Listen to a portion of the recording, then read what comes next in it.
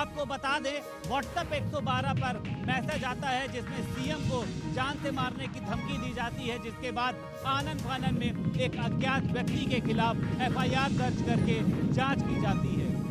आपको बता दें, सीएम योगी को धमकी देने का ये कोई पहला मामला नहीं है। इसके पहले भी सीएम योगी आदित्यनाथ को कई बार जान से मारने की धमकी मिल चुकी है, लेकिन कल जिस तरह से सीएम योगी आदित्यनाथ को व्हाट्सएप के 112 पर मैसेज करके धमकी दी गई, जिसके बाद आनन फानन ने पुलिस ने इस पर जांच करी। वहीं पुलिस ने इस मामले में बलिया से एक युवक को गिरफ्तार कर लिया गया और साफ तौर पर कहा जा रहा है कि युवक जो है वो कमजोर रूप से बीमार था, जिसके बाद पुलिस ने उसे मेडिकल इलाज के लिए भेज दिया है। कार्यवाही से अपराधियों के अंदर एक डर पैदा हो चुका है, जिसकी वजह से वो उत्तर प्रदेश की सीमा में प्रवेश नहीं करना चाहते हैं, जिसकी वजह सिर्फ सीएम योगी है।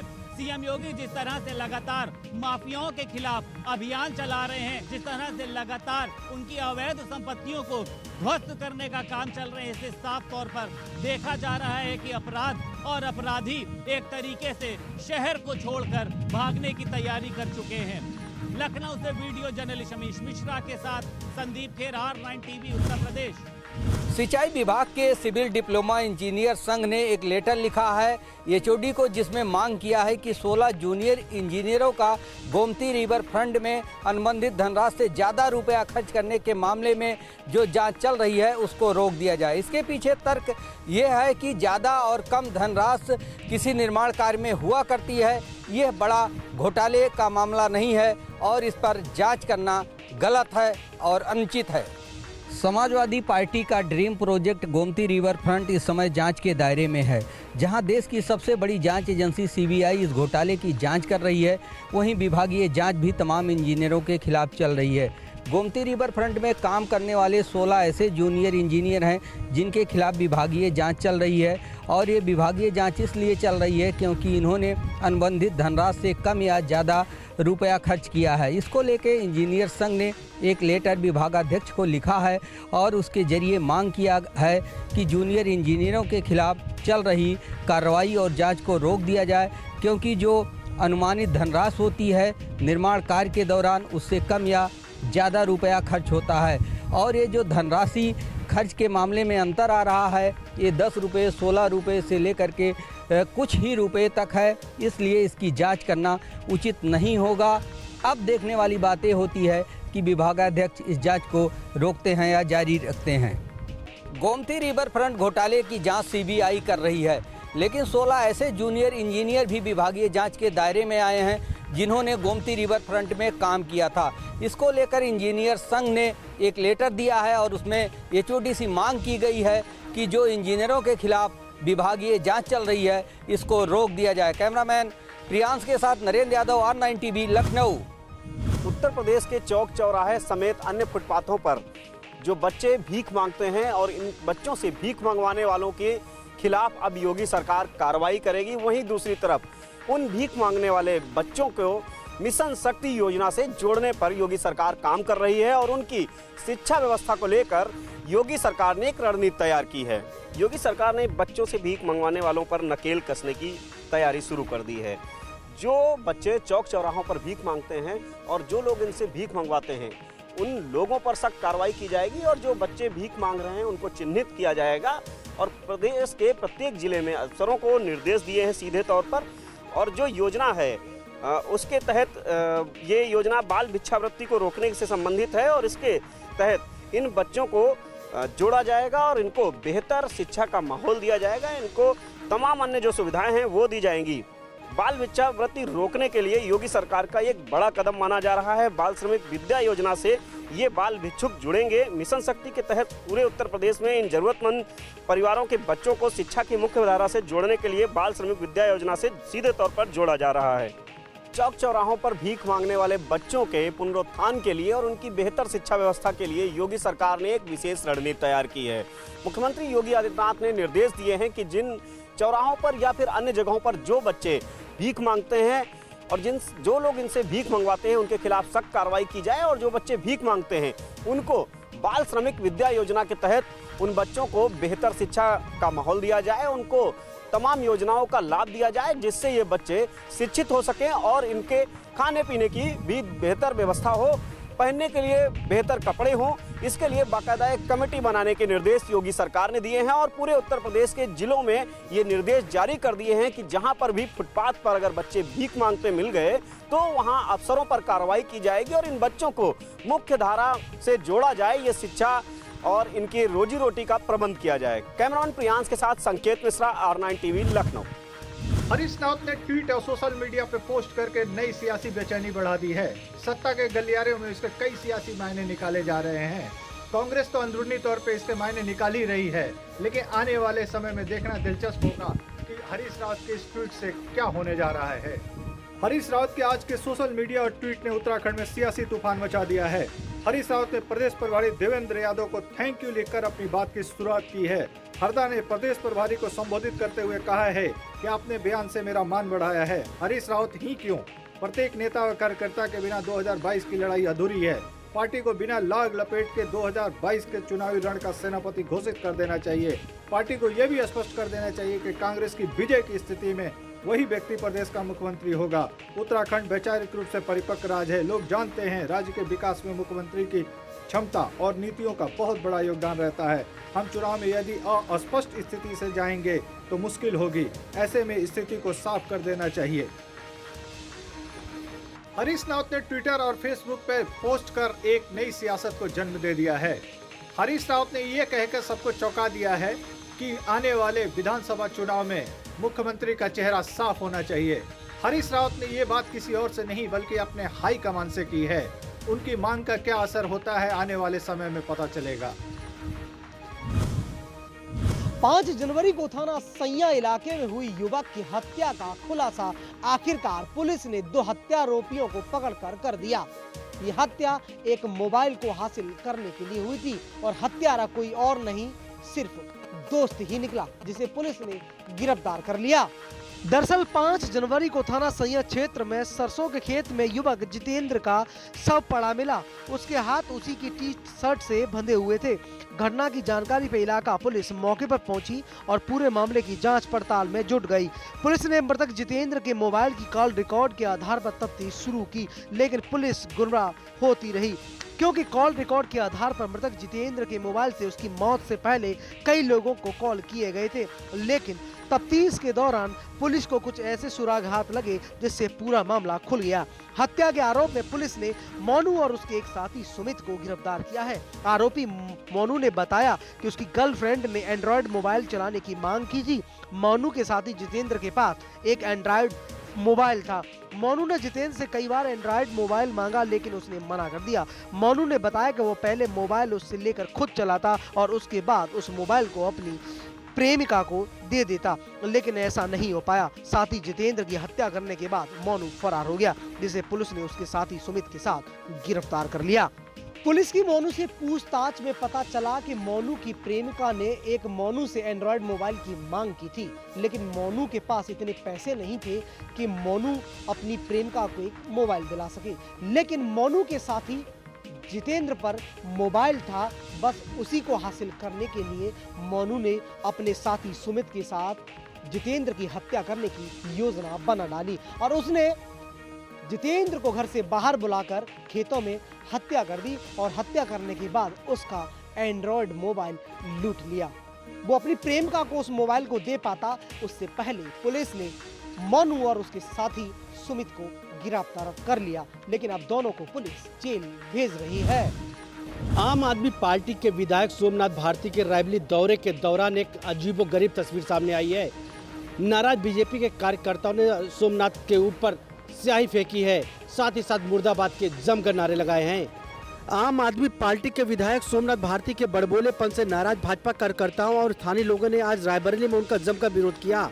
विरोध प्रदर्शन के दौरान उन पर स्याही भी फेंकी गई। विरोध के बावजूद भी सोमनाथ भारती के तेवर कम नहीं हुए। उन्होंने मौजूद पुलिसकर्मियों को वर्दी उतारने की धमकी भी दी। आम आदमी पार्टी के विधायक व पूर्व कानून मंत्री सोमनाथ भारती ने शनिवार को अमेठी में पंचायत चुनाव की तैयारियों को लेकर आए। सोमनाथ ने कल अमेठी में कहा था कि यूपी के अस्पतालों में बच्चे तो पैदा हो रहे हैं, लेकिन कुत्ते के बच्चे पैदा हो रहे हैं। उनके इस बयान से स्वास्थ्य महकमे में खासी नाराजगी थी। मुख्य चिकित्सा अधिकारी आशुतोष दुबे ने आप विधायक पर जगदीशपुर कोतवाली में एफआईआर दर्ज कराई थी, जिसको लेकर आज रायबरेली में उन पर हिंदू युवा वाहिनी और भाजपा के कुछ लोगों ने स्याही फेंकी। आपको बता दें कि आप विधायक सोमनाथ भारती का एक दिवसीय अमेठी दौरा भी हुआ था। अमेठी दौरे के दौरान उन्होंने एक विवादित बयान दिया था, जिस पर वहां के सीएमओ के द्वारा एक तहरीर दी गई थी। उस तहरीर के आधार पर रायबरेली से अमेठी पुलिस ने उनको हिरासत में ले लिया है और जांच पड़ताल शुरू कर दी है। लेकिन जिस हिसाब से रायबरेली में उनके ऊपर बीजेपी नेताओं द्वारा स्याही फेंकी गई है, उससे राजनीतिक माहौल एक बार जरूर गर्म होता हुआ दिखाई दे रहा है। जिले में अवैध खनन और ओवरलोडिंग का खेल जोरों पर है। जिला मुख्यालय से सटे ऐसी कई रास्ताएं हैं जहां की चलना ही दूभर हो गया है। अगर बात करें हम पूरे ज़िले की, तो जनपद में ऐसी लगभग 2 दर्जन खदानें संचालित हैं जहां से दिन भर ओवरलोड ट्रक निकलते हैं। रात के अंधेरे में इन ट्रकों की संख्या हजारों में हो जाती है, लेकिन पुलिस प्रशासन द्वारा कोई कार्रवाई नहीं की जा रही है। बात परिवहन विभाग की करें तो परिवहन विभाग भी इन ट्रकों अवैध ओवरलोड ट्रकों पर कोई कार्रवाई नहीं कर रहा है। बांदा जनपद में लगभग 1.5 दर्जन से अधिक खदानें हैं। जितनी भी ये खदानें हैं, इनसे जितना भी रास्ता होकर निकलते हैं, ओवरलोडिंग के चलते ये सभी रास्ते पूरी तरह से खराब हो चुके हैं। पैदल चलना भी यहाँ पर दूभर है, लोगों को भारी परेशानियाँ हो रही हैं। बावजूद इसके ओवरलोडिंग जो है यहाँ पर अगर देखा जाए तो दिन में भी और रात में भी लगातार यहाँ पर हजारों ट्रक प्रतिदिन निकलते हैं। बात अगर हम करें बांदा के, तो लगभग जितने भी यहाँ पर थाना क्षेत्र हैं, जितने भी इलाके हैं, चाहे वो मटौन देख लीजिए, नारायणी हो, गिरवा हो, बदौसा हो, बांदा शहर मुख्यालय हो, देहात कोतवाली हो, तिनवारी थाना हो, चिल्ला थाना हो, सभी थानों के सामने से ओवरलोडेड ट्रक निकल रहे हैं। हजारों की संख्या में ओवरलोड बालू से भरे ट्रक निकलते हैं, बावजूद इन पर कोई कार्रवाई नहीं की जा रही। सड़कें टूटी जा रही हैं, आम लोगों को परेशानियां हो रही हैं, आए दिन सड़क दुर्घटनाएं हो रही हैं। बावजूद इसके जो प्रशासन है, जिला प्रशासन कोई कार्रवाई नहीं कर रहा है। पुलिस की पूरी तरह से सही इस पर नज़र आ रहा है, क्योंकि जिस तरह से थानों के सामने से गाड़ियां निकल रही हैं ओवरलोड, तो कहीं ना कहीं पुलिस की सही है। अब सवाल ये उठता है कि जिस तरह से बांदा से हजारों की संख्या में ओवरलोडेड गाड़ियां लखनऊ तक का सफ़र तय करती हैं, उस पर प्रशासन द्वारा कोई कार्रवाई न किया जाना, लगातार सड़कों का टूटना, प्रशासन पुलिस के थानों के सामने से गाड़ियों को गुजरना, परिवहन विभाग द्वारा कोई कार्रवाई नहीं करना, खनिज विभाग द्वारा कोई कार्रवाई नहीं करना, उसके बावजूद जिस तरह से लाखों का राजस्व का चूना प्रतिदिन यहाँ पर ज़िले में लग रहा है, उसके वो कहीं ना कहीं प्रशासनिक मिलीभगत से चल रहा है। खनन माफियाओं के हौसले इतने बुलंद हैं कि वह प्रशासन की उनको बिल्कुल भी डर नहीं है और खुलेआम दिन हो या रात में यहाँ से अवैध ट्रक लेकर राजधानी तक का सफर तय करते हैं। देखना ये होगा कि कब तक इन अधिकारियों की नींद टूटती है और इस ओवरलोडेड जो ट्रक हैं उन पर कार्रवाइयाँ होती हैं, और कब इन सड़कों को सही कराया जाएगा और जिससे आम जो यहाँ के लोग हैं उनको कुछ राहत मिलेगी। बांदा से R9 टीवी के लिए अतुल मिश्रा। बागपत में दिन निकलते ही फैक्ट्री संचालक की गोलियों से भूनकर हत्या कर दी गई। हत्या किसने की यह भी स्पष्ट नहीं हो पाया। फिलहाल मौके पर पहुंची पुलिस ने मृतक के शव को कब्जे में लेकर पोस्टमार्टम के लिए भेज दिया और मृतक के शव के पास से 3 खोखे भी बरामद किए गए हैं। फिलहाल पुलिस पूरे मामले की जांच पड़ताल में जुट गई है। दरअसल आपको बता दें, जो पूरा मामला खेकड़ा थाना क्षेत्र के कृषि उपकरण फैक्ट्री चलाने वाले विजय वर्मा का शव उसी की फैक्ट्री के पास से पड़ा हुआ मिला है। फिलहाल पुलिस इस मामले पर जांच कर रही है कि उसकी हत्या किसने की है, लेकिन पुलिस के मुताबिक अगर पूरे मामले की जांच के बाद अगर पुलिस कह रही है कि मृतक का जो 2 दिन पहले उसी का भाई से प्रॉपर्टी को लेकर विवाद हो गया था, जिसके चलते उसी पर हत्या करने की आशंका जताई जा रही है। फिलहाल पुलिस ने मृतक के भाई के खिलाफ मुकदमा दर्ज कर लिया है और उसकी तलाश की जा रही है कि वो कहां पर फरार हुआ है। अब पुलिस दोनों पहलुओं पर जांच कर रही है कि मृतक के भाई ने हत्या की है या फिर किसी और ने, क्योंकि मृतक के पिता के मुताबिक उनका पुरानी रंजिश को लेकर किसी और ने उसकी हत्या की है। Haidar Malik, R9 TV, Baghpat.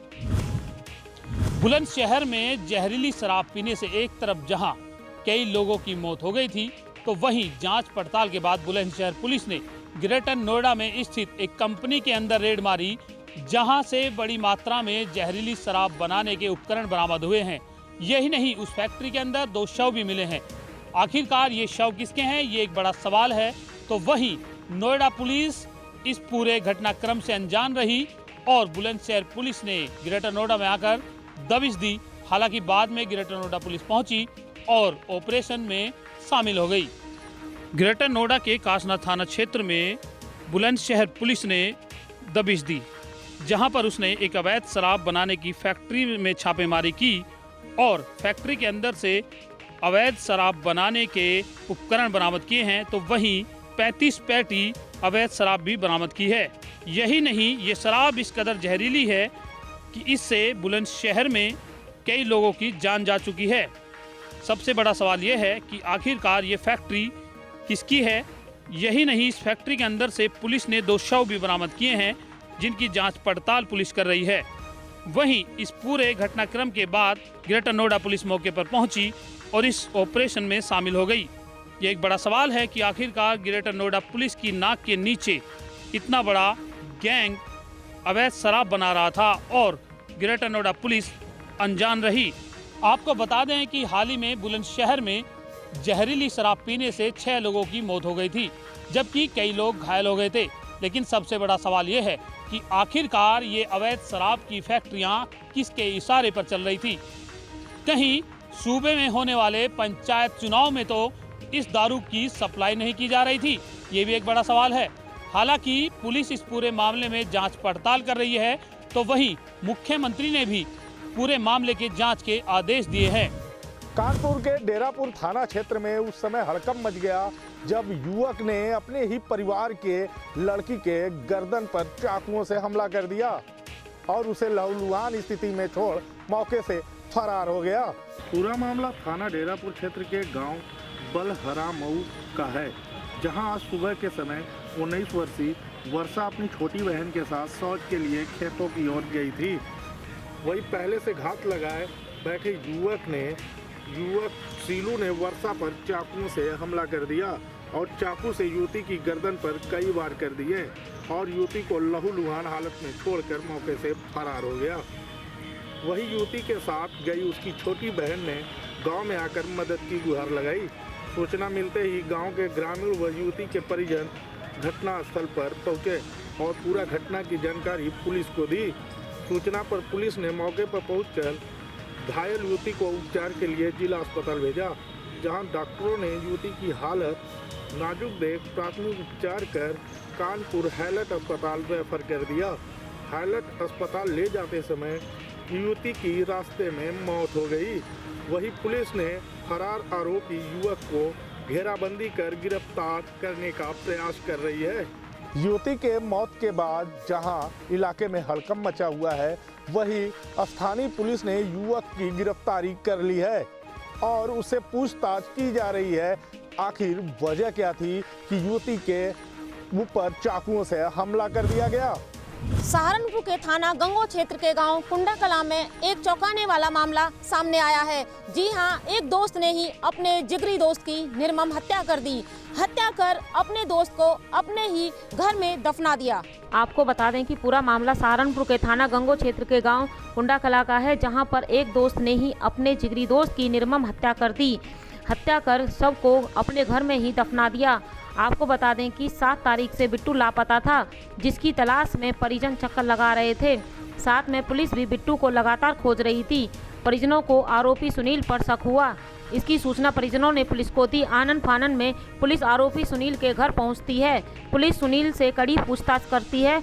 आरोपी सुनील ने पुलिस को बताया कि बिट्टू का मेरे घर आना जाना था। बिट्टू की हरकतें छोटी बहन के प्रति सही नहीं थी, जिसको लेकर सुनील द्वारा बार बार बिट्टू को मना किया जा रहा था कि गांव में बहुत बदनामी हो रही है।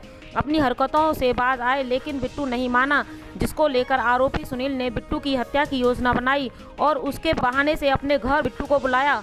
बिट्टू को खाने में नशीला पदार्थ देकर उसको बेहोश कर दिया। उसके बाद चाकू से बिट्टू की गला काटकर हत्या कर दी। उसके बाद उसके शव को अपने घर में गड्ढा खोदकर दफना दिया। आरोपी की निशानदेही से पुलिस ने मृतक बिट्टू के शव को गड्ढे से निकालकर अपने कब्जे में ले लिया और पोस्टमार्टम के लिए भेज दिया। परिजनों की तहरीर पर आरोपी सुनील के खिलाफ पुलिस ने मुकदमा दर्ज कर लिया है और उसे जेल भेज दिया है। परिवार वालों को बिट्टू के दोस्त सुनील पर शक हुआ और परिजनों ने पुलिस को सूचना दी। आनन फानन पर मौके पर पहुंची पुलिस ने सुनील से पूछताछ की तो सुनील ने अपना गुनाह कबूल कर लिया। पुलिस ने सुनील को गिरफ्तार कर जेल भेज दिया। कन्नौज जिले में तेज रफ्तार का कहर एक बार फिर सामने आया है। यहाँ तेज रफ्तार अंधेर डीसीएम ने स्कूटी सवार 2 लोगों को कुचल दिया। जिसमें मौके पर ही दोनों की मौत हो गई। सदर कोतवाली क्षेत्र के मकरन नगर चौकी के कुतलूपुर मोहल्ला निवासी डॉक्टर प्रताप नारायण वर्मा अपने दोस्त मौसमपुर मोरौरा निवासी शंकर यादव के साथ रविवार की देर शाम जीटी रोड स्थित कुशवाहा ढाबा पर चाय पीने के लिए आए हुए थे। चाय पीने के बाद दोनों बुजुर्ग स्कूटी पर बैठने जा रहे थे, तभी दिल्ली की ओर से आ रही तेज रफ्तार डीसीएम ने दोनों को रौंद दिया। इसमें दोनों की मौके पर मौत हो गई। हादसे की जानकारी मिलते ही परिजन मौके पर पहुंच गए। मौके पर आक्रोशित परिजनों ने डीसीएम में तोड़फोड़ शुरू कर दी, जिसके बाद जीटी रोड पर जाम भी लगा दिया। जाम की सूचना मिलते ही सदर एसडीएम गौरव शुक्ला, सीओ सिटी शिव प्रताप सिंह व भारी पुलिस बल मौके पर पहुंच गया। परिजन ड्राइवर व मालिक की गिरफ्तारी की मांग पर अड़ गए। पुलिस अधिकारियों ने परिजनों को समझाने का प्रयास किया और उसके बाद शव को कब्जे में लेकर पोस्टमार्टम के लिए भेज दिया। घटना के बाद गुस्साए परिजनों ने जमकर उत्पात काटा और डीसीएम में तोड़फोड़ की, जिसके बाद पुलिस ने मौके पर पहुंचकर स्थिति को नियंत्रण में लिया। फिलहाल ड्राइवर की तलाश अभी जारी है। बुलंदशहर के कलेक्ट्रेट गेट पर हिंदू जागरण मंच के कार्यकर्ताओं ने कलेक्ट्रेट गेट का घेराव करते हुए डीएम की गाड़ी भी रोकी और ज्ञापन दिया। हिंदू जागरण मंच के कार्यकर्ताओं का कहना है कि बुलंदशहर की मोहम्मदपुर कला गाँव में अवैध रूप से सरकारी जगहों पर मज़ार बनाए गए हैं, जिन्हें तत्काल प्रभाव से हटाना चाहिए। यह तस्वीरें बुलंदशहर के कलेक्ट्रेट गेट की हैं, जहां हिंदू जागरण मंच के कार्यकर्ताओं ने जिलाधिकारी की गाड़ी रोकते हुए घेराव किया। हिंदू जागरण मंच के कार्यकर्ताओं का आरोप है कि सिकंदराबाद तहसील के मोहम्मदपुर कला गाँव में सरकारी ज़मीनों पर अवैध रूप से मज़ार बनाए गए हैं और जिलाधिकारी धार्मिक मामला होने के चलते कोई कठोर कार्रवाई नहीं कर रहे हैं। लिहाजा तमाम कार्यकर्ताओं ने मुख्यमंत्री को पत्र लिखा है और उन्हें पूरा यकीन है कि मुख्यमंत्री स्वयं इस पूरे मामले को संज्ञान में लेंगे। लंबे चिल्ली बहस के बाद जिलाधिकारी बुलंदशहर ने ज्ञापन लेते हुए बारीकी से जांच करने के आदेश दे दिए हैं, क्योंकि मामला धार्मिक भावनाओं से जुड़ा हुआ है। बुलंदशहर से कैमरा पर्सन जिशान के साथ समीर अली, R9 टीवी, उत्तर प्रदेश। में समाजवादी पार्टी के कार्यकर्ताओं में जमकर लात घूसे चले। सपा पार्टी में कार्यकर्ताओं के बीच फूट और गुटबाजी की तस्वीरें जग जाहिर हो गई। सड़क पर एक ही पार्टी के कार्यकर्ताओं में जमकर मारपीट हुई और नौबत यहां तक कि आ गई कि बीच बचाव के लिए पुलिस को बीच में उतरना पड़ा और दोनों गुटों को अलग अलग करना पड़ा। कृषि बिल, गैस सिलेंडर सब्सिडी और बिजली विभाग की छापेमारी के विरोध में यह नजारा देखने को मिला। दरअसल मामला मेरठ के कमिश्नरी चौराहे का है, जहां कृषि बिल, गैस सिलेंडर की सब्सिडी बंद करने और बिजली विभाग द्वारा की गई छापेमारी के दौरान में सपा छात्र सभा के कार्यकर्ताओं ने प्रदर्शन किया। लेकिन इसी प्रदर्शन में फोटो खिंचवाने के लिए सपा नेताओं में आपस में झड़प हो गई और यह झड़प मारपीट पर उतर आई। मीडिया कर्मियों और पुलिस कर्मियों के सामने सपा नेताओं में लात घूसे और जमकर मारपीट हुई, जिसके बाद पुलिस ने दोनों पक्षों को अलग अलग किया। वर्चस्व को लेकर मारपीट के मामले में सपा नेताओं ने अब चुप्पी साध ली है। फिलहाल पुलिस सपा कार्यकर्ताओं की पहचान कर उन पर मुकदमा लिखने की तैयारी कर रही है। अब देखने वाली बात यह होगी कि सपा कार्यकर्ताओं को कब तक जेल भेजने का काम करती है। मेरठ से सलीम सैफी, R9 टीवी, उत्तर प्रदेश।